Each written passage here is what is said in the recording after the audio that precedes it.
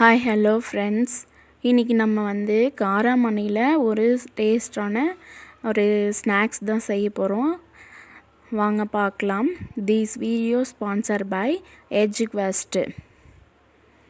The struggle to find courses that truly speak your language, it's finally over.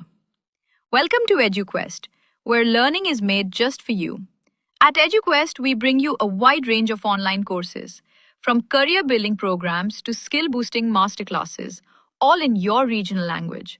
Because we believe language should never be a barrier to success. Our courses are tailor made after understanding what today's learners really need. So why wait? Start learning the smarter, simpler way only with EduQuest. Visit eduquest.courses and explore your next course today. And hey, don't miss out on our exciting offers and promotions. இப்போ நம்ம காராமணி பார்த்திங்கன்னா நல்லா ஊற வச்சுட்டு வேக வச்சு எடுத்துருக்கோம். இது பார்த்திங்கன்னா நான் சுண்டல் செய்கிறதுக்காக எடுத்தேன். கொஞ்சம் மீந்துச்சு, அதை வச்சு தான் நம்ம ஸ்நாக்ஸ் செய்ய போகிறோம். இந்த இது கொட்டையை நல்லா மிக்ஸியில் நைஸாக அரைச்சி எடுத்துக்கோங்க. அடுத்து நான் வீட்டில் ஸ்வீட் பொட்டேட்டோ கொஞ்சம் இருந்தது, அது தனியாக வேக வச்சு எடுத்துக்கிட்டேன். இந்த வேக வச்சதுக்கப்புறமா இந்த தோலெல்லாம் எடுத்துகிட்டு நல்லா இதில் திருவி எடுத்துக்கலாம். இது திருவிட்டு அந்த மாவோடு சேர்த்துக்கலாம். காராமணி அரைச்சோம் இல்லையா, அந்த மாவோட இதையும் சேர்த்துக்கோங்க. அப்புறமா ஒரு 2 ஆனியன் குட்டி குட்டியாக கட் பண்ணி சேர்த்துக்கோங்க. காரத்துக்கு பார்த்திங்கன்னா ஒரு 2 பச்சை மிளகாய் சேர்த்துட்டு கொஞ்சமாக சால்ட்டு சேர்த்துக்கோங்க. உங்கள்கிட்ட அரிசி மாவு இருந்தால் சேர்த்துக்கலாம். நான் பார்த்திங்கன்னா இன்றைக்கி கருப்பு கவுனி அரிசி தான், அதோட மாவை தான் சேர்த்துருக்குறேன். எல்லாமே ஹெல்த்தியானது தான். அடுத்து நம்ம இது கொஞ்சம் கிறிஸ்பியாக வரணுன்றதுக்காக இது கார்ன்ஃப்ளவர் மாவு கொஞ்சம் ஆட் பண்ணிக்கிறேன்.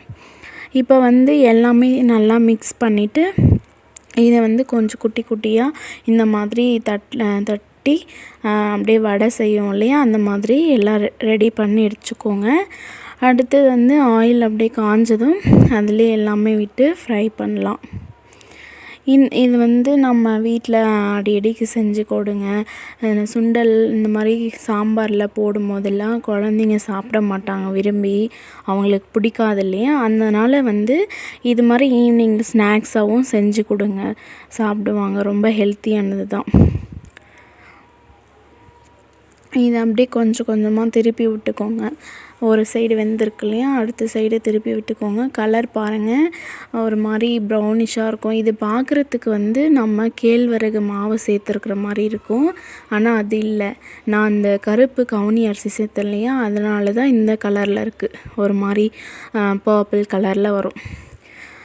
ஆனால் நல்லாயிருக்கும், டேஸ்ட்டாக சூப்பராக இருக்கும். குழந்தைங்கள்லாம் விரும்பி சூப்பராக சாப்பிடுவாங்க, கொஞ்சம் கூட மிச்சம் வைக்க மாட்டாங்க. நீங்களும் செஞ்சு இந்த மாதிரி கொடுங்க, கண்டிப்பாக எல்லாமே காலி ஆகிடும். நீங்கள் இதே போல் செஞ்சு ட்ரை பண்ணி பாருங்கள். உங்களுக்கு இது பிடிச்சிருந்தா கமெண்ட் பண்ணி சொல்லுங்கள்.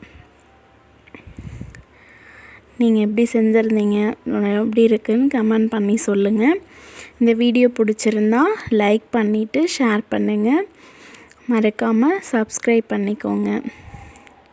கபிலேஷ் vlogs சேனல் சப்ஸ்கிரைப் பண்ணிவிட்டு பெல் ஐக்கான் டச் பண்ணிக்கோங்க. தேங்க்யூ ஃபார் வாட்சிங்.